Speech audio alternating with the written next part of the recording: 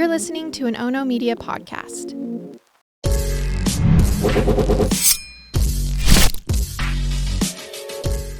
Good morning, and thanks for joining me for Rise in Crime, your morning caffeine hit all about crime.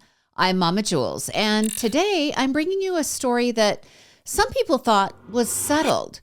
Now, the families of the victims weren't really satisfied with how it all turned out, so they didn't think it was settled. But for the public, I would guess most people thought this case was complete.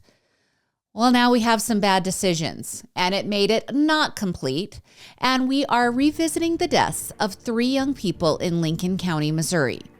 Early on Sunday morning, so roughly about 4 a.m., Haley Zink was driving her 4 friends home after a night of partying.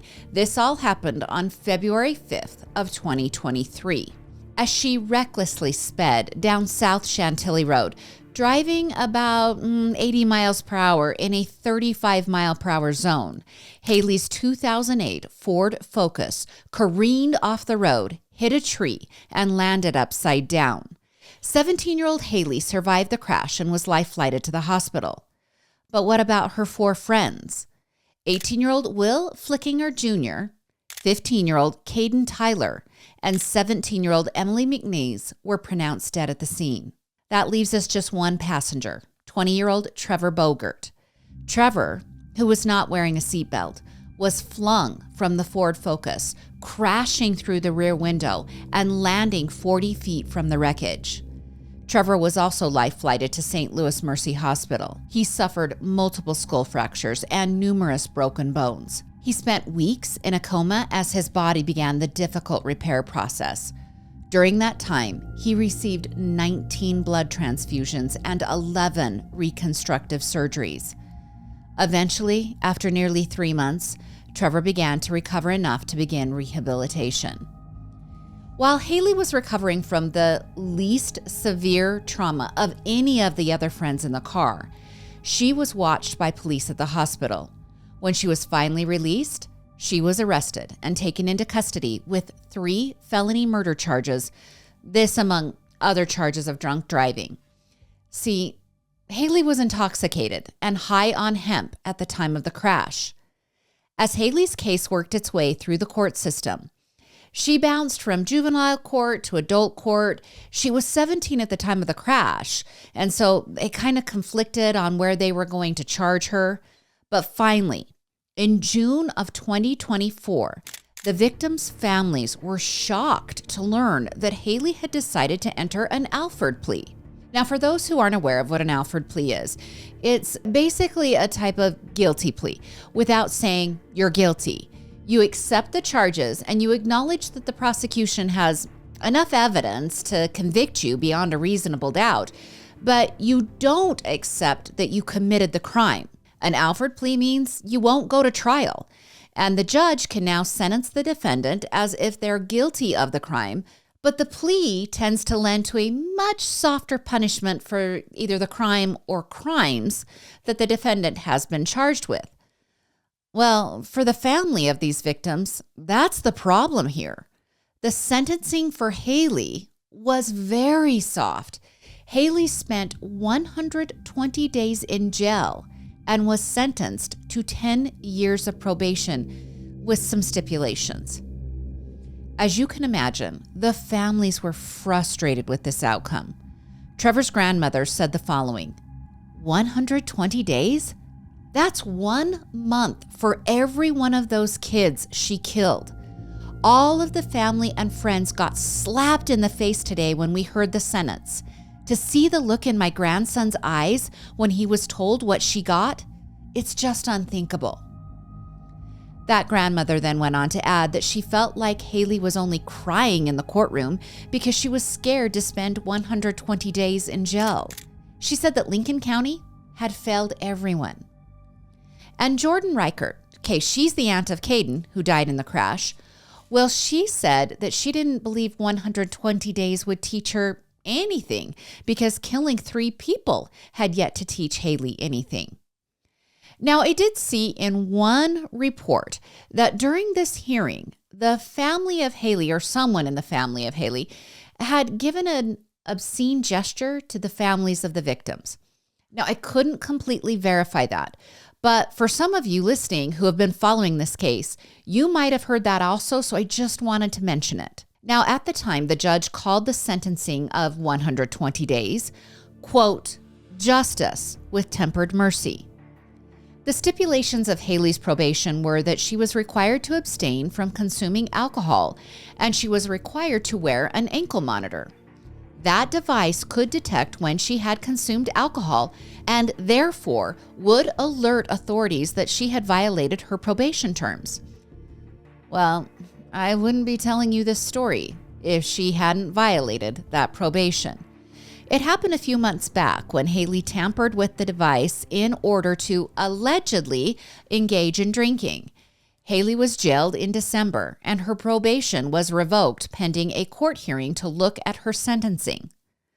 Well, that happened on Monday, and Judge Michael Fagra revoked Haley's probation permanently and sentenced her to 7 years in prison.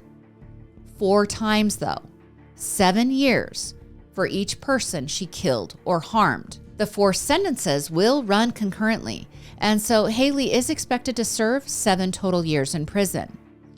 At the hearing, Haley testified that at one point the ankle monitor became too loose, and she said that's why it malfunctioned and recorded her as violating her probation. She said on another occasion she had used foot cream that contained alcohol, and the cream got on the device and erroneously indicated that she was drinking. The prosecutor grilled her about the foot cream at the hearing. He asked her if she knew she had been told not to tamper with or place any products on the device. She agreed that she knew and that she shouldn't have, but that she thought this foot cream would not affect the device. Well, families of the victims were present in the courtroom on Monday, and they were actually surprised with the aggressive sentence. Of course they would be. They had already endured the shock of the 120-day sentence last year. Emily McNeese, so that's one of the victims from the DUI crash, well, her aunt told reporters that she was shocked with the 7-year sentence and that she did not expect the day to happen the way it did. Another aunt of Emily's told reporters that Haley had the ultimate second chance at life. She said she was glad the judge recognized that Haley completely ruined that chance. And Trevor's mother, remember he's the survivor of that crash, well, she said that it finally felt like the judge was on the side of the victims. She said she felt like he was looking into the souls of the parents that had lost their children. Haley's family did not speak to reporters following the sentencing. However, before the hearing, both her mother and father had told the media that they supported their daughter and they truly believed she did not violate her probation by drinking or tampering with the device. Now, the prosecutor told the press that he hoped that the victims can go home today and believe that they finally got justice. Let's remember the victims. Emily McNeese, at the time of her death, was enrolled at St. Charles Community College. She was taking classes to become an RN, and she worked as a caregiver. She had been a cheerleader at Troy Buchanan High School. Her family remembered her as being forgiving, strong-willed, and loving. Caden Tyler was in the 9th grade and was remembered as a great baseball player and a loyal friend. He had learned some sign language in order to communicate with a friend that had hearing difficulties, and so he would sign "I love you" to people when he came in contact with them. Will Flickinger was also an athlete, playing both basketball and football. His family said he was a friend to all that knew him. His sister Katie, well, she called him Bubby, and many well-wishers mentioned that he was a great listener who was always down for a long conversation. Now, I tried to find some information on Trevor Bogart. I looked on social media. I didn't find anything definitive, and I decided that's really okay. Maybe Trevor wants his life to not be about the crash that took his friends. I hope he's finding his form of peace in this world. Now to Florida, where it's been a 2-year civil battle, but a judge finally ruled against an OnlyFans model who sued the school district on the grounds of violating her free speech. Kind of complicated, but here's how it all played out back in 2021. 32-year-old Victoria Triese, who goes by the name Snooks on OnlyFans, has more than 264,000 TikTok followers and 148,000 Instagram followers. And in 2021, she had at least one child attending the Sand Lake Elementary School in the Orange County Public Schools system. Victoria was trying to volunteer in her child's school when a concerned parent subscribed to the OnlyFans account belonging to Snooks, this in order to unlock the content of Victoria. After unlocking the content, the concerned parent used the gathered information and sent it and a letter to the Sand Lake Elementary School administration. That letter and information was forwarded to the school board, and photos of Victoria were eventually sent to staff employees and the media. All of this without Victoria knowing. Allegedly, that's what she says. She was also denied the opportunity to volunteer at her child's school. Victoria allegedly felt that no one at the school knew about her unconventional occupation until she was outed by that parent who was a subscribed viewer. She also said she chose to work in that occupation in order to avoid a restrictive 9-to-5 job that would remove her from her parenting duties more often than her OnlyFans and modeling jobs do. Well, finally, in 2023, Victoria decided to file suit against the Orange County Public Schools with 4 specific points of complaint. First, she felt she had a due process right to privacy under the Florida Constitution, and with that privacy, she should have been allowed to volunteer at the school. Secondly, she said she had a due process right to volunteer in the district's additions program, and she wanted to appeal the decision to remove her. So first she was wanting to volunteer. Then she named the program, and then she said she deserved the right to appeal. Okay, thirdly, she felt she was entitled to tort damages from OCPS because she alleged the district disclosed her images to staff and other employees who didn't need to know that information. And finally, she said she was entitled to statutory damages from OCPS because she alleged the district violated Florida Statute 748. Okay, that statute discusses sexual cyber harassment or cyberbullying via pornographic material. She said the district gave her images to the media when they filed a public records request and that she deserved damages for that information being shared with the media. Now, the school district has a different take on what happened. They said the images were never shared with either staff or the media until the records request was granted. They also say that Victoria's attorney, Mark Niyami, issued a public press release explaining her client's suit, and that's when the news spread about the case. OCPS said they were keeping it under wraps, but the attorney is the one who sensationalized all of the information. Well, last week, a judge ruled on the 4 counts in the lawsuit, and it didn't go well for Victoria. The judge said that Victoria does not have a right to volunteer at the school. She also cannot appeal the decision to remove her from volunteering. Here's why.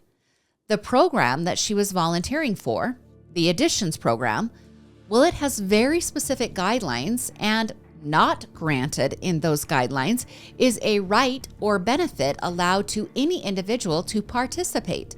So basically, program administrators get to make, for lack of better language, the decisions around hiring and firing of volunteers. Now, the judge also noted, it seems, that her attorney initially filed the wrong petition when Victoria was asking to be reinstated as a volunteer. And by filing the wrong petition, she didn't go through the right steps to begin with.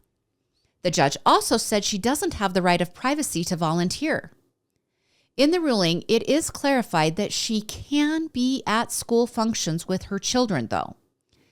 And this next one is probably going to be met with some skepticism by you listeners. But the judge also ruled that the emailing of pictures between OCPS and their employees, well, that was found to be part of official business that needed to be carried out within the district. The judge said that OCPS had to comply with the records request, And so OCPS was not under obligation to provide a monetary settlement to Victoria for the sharing of the photos with the media. And then that final complaint, the cyber harassment one, well, the judge said it wasn't revenge porn. So no, OCPS did not owe her money for that complaint either. Now, Victoria's attorney has been quick to point out that Victoria has no criminal record. He also referred to the school board as the, quote, morality police, and that if they were going to single out Victoria like this, why didn't they hunt down every immoral relationship that staff or employees partake in and then blast that to everybody? Well, Victoria was asking for $1 million in damages. I have no idea if that weighed into the decision the judge made. I'm sure that many of you have feelings about this case. Let me know in the comments. Now, coming off of the Super Bowl, first, I loved the Harrison Ford commercial. 2 reasons. I drive a Jeep, so obviously. And then secondly, I just thought the way he whispered, "My last name is Ford," was, I don't know, just so fun and not controversial, which I was so in the mood for. I didn't want to see anything controversial. So let me know what commercials you liked in the comments. But here's the story. Just prior to the game, the Hispanic community specifically, and others generally, were saddened to learn about the death of 27-year-old Aiden Manzano, who worked for Telemundo KC. He was in Louisiana, set to cover the big game, when his life was taken unexpectedly. Aiden had his own tragedy in his past. His wife and mother of his 15-month-old daughter, Ashley, well, she passed away unexpectedly in a car accident about 9 months ago. She was just 24 years old. She was a devoted second-grade teacher who was remembered as a positive influence in people's lives. Well, Aiden had persevered, and he had continued working for Kiko Sports and, of course, Telemundo KC, like I mentioned. Well, on February 5th, Aiden found himself in another tragic situation. That evening, Aiden had entered his hotel room at the Comfort Suites in Kenner, Louisiana. All right, that's a suburb of New Orleans where the Super Bowl was held. Also allegedly entering his room, a woman named Denette Colbert. She's 45 years old, and Aiden is 27. And Denette, by all reports, has another name she's known by on the streets of New Orleans. She's earned the title of the Bourbon Street Hustler. After some time together in the room, Denette left, and Aiden was found dead several hours later. He allegedly had been drugged. His credit card and cell phone were missing. Police quickly tracked activity on Aiden's credit card, and several purchases had been made, allegedly by Denette. After authorities obtained a search warrant for Denette's address, they found a stolen firearm. Now, they were very clear that they wanted to point out that that firearm was not used in the potential murder of Aiden. There was no gunshots at the hotel. Police did declare in a press conference that Denette is a career criminal that plays a, quote, confidence game. Her alleged crimes are all perpetrated on people that she develops a quick relationship with. Once she engages the person, she allegedly accesses personal information or credit cards, and then she uses the cards and data to commit crime. Well, in 2022, Denette was arrested in Las Vegas in connection with a theft at the Wynn Las Vegas. A man told police he invited 2 women up to his hotel room and woke up with a bloody nose and tens of thousands of dollars in cash and personal belongings missing. Well, Denette was charged with theft greater than $25,000 in that case, and she was also charged with administering drugs in the commission of a felony. So basically, they felt like her and that other woman drugged him. Well, she was released on bond in that case. 6 months later, also in Las Vegas, Denette was arrested again. This time, a man told authorities a very similar story where he invited 2 women to his hotel room at the Encore. All right, that's another luxury Vegas resort. A struggle ensued after the women allegedly forced him to consume a drink. He said he had told the women he just wanted to leave. But then he said shortly after he said that, he passed out. When he awoke, he said thousands of dollars worth of personal items were missing from his room. Denette was charged with grand larceny and administering a drug in commission of a felony. Again, she was released on bond. Those are just two of the crimes Denette has been linked to that are similar to the crime that she is now charged with committing against Aiden. She is being held on $14,500 bond in the county jail. And here's the deal. She's being charged with being a fugitive, purse snatching, device fraud, illegal transfer of funds, bank fraud, computer fraud, and 1 count of robbery. I'm getting the idea they threw everything at her to get the highest bond possible, hopefully to keep her locked up, while they wait for toxicology reports and more investigative work to be done in Aiden's death. Now, Kenner police said on Monday that Aiden's story matches other stories offered by victims in recent months. David Butler, he's one of those victims. NBC is reporting that David, who is 54 years old, said in November of 2021, he was approached by Denette when he was renovating his home in New Orleans. Several days later, he magically ran into Denette in a bar in the French Quarter. She was with another woman, and they asked him if he wanted to join them for a drink. He agreed. He ordered a cocktail, but he stepped away from his drink. Now, ladies, we all know you never leave your drink unattended, but that advice is not just applicable to women. Well, David left his drink, and he believes his drink was drugged while he was in the restroom. As he became disoriented, he said Denette offered him a ride home. He said the last thing that he remembered was getting into a black Suburban parked outside of the bar. He awoke on a mattress in the house he was renovating, and he discovered that his phone was missing along with his credit cards. And as you can guess, his cards were used over the next few hours to purchase thousands of dollars worth of stuff from Best Buy and Walmart. But there's a twist. $80,000 worth of cryptocurrency stored in his accounts on his phone? Well, that was also gone. He said the ordeal was devastating to his life. KCTV reported that Aiden, who was from Mexico City, graduated from Kansas State University, and he joined the Chiefs television crew as a sideline reporter last season. His boss said he knew what the audience wanted to hear, wanted to know, and wanted to learn. The boss also noted that Aiden put continuous effort into his work. Aiden had a saying that he shared with everyone in Spanish. I'm not going to humiliate myself by trying to say it, but when it's translated to English, it goes like this: don't be afraid of success. All of this is just so sad. But that sweet little 2-year-old who has lost her mother to a car accident and now a father to what seems to be a suspicious death, it's truly heartbreaking. And a quick update to the Karen Reed case out of Boston. Have we hit the infamous portion of this case yet? You know, that place where I don't have to tell you all of the details for you to remember, oh yeah, that's that case. Well, I'm going to tell you a little bit anyways, just for those who aren't at that level. Okay, this is the 44-year-old financial analyst and adjunct professor who was accused and tried on charges that she murdered her boyfriend and Boston police officer John O'Keefe. Now, the prosecution believes that Karen struck John with her Lexus SUV and left him to die in a snowbank on a wintry and blustery January night in 2022.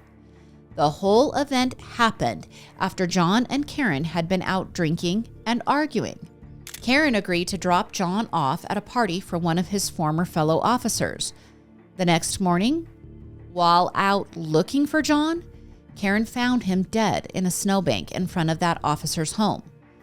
Karen did stand trial in July of last year. After 8 weeks of testimony and deliberations, the jury was unable to reach a unanimous verdict. Deeply divided Bostonians were left with a mistrial. Since the mistrial, which, by the way, included multiple rounds of deliberations, well, it's come out via reporting by the Boston Globe that many jurors came forward and claimed they unanimously, that means everyone on the jury, agreed to acquit Karen Reed on the charges of murder and leaving the scene of an accident. All right, this goes against the claims originally made to the judge during the deliberations that they were just hopelessly deadlocked. Well, following this reporting, Karen's defense attorneys filed a motion asking that those two charges specifically cannot be retried. They're arguing that double jeopardy applied. Well, the judge said no way.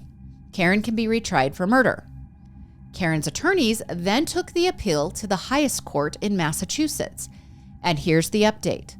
This week, the Massachusetts Supreme Court ruled that Karen can be retried on charges of second-degree murder, manslaughter, and leaving the scene of a crime. The court reasserted that the post-trial juror disclosures cannot alter the trial's outcome. So it's kind of settled. Karen is set for retrial on April 1st of this year. Now that has a caveat.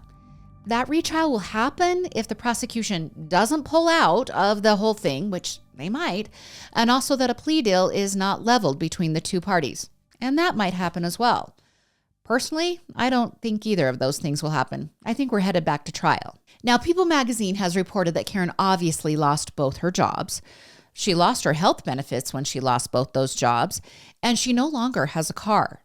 The outlet says Karen has been living off of her 401k and that she has racked up more than $5 million in deferred fees for her defense team.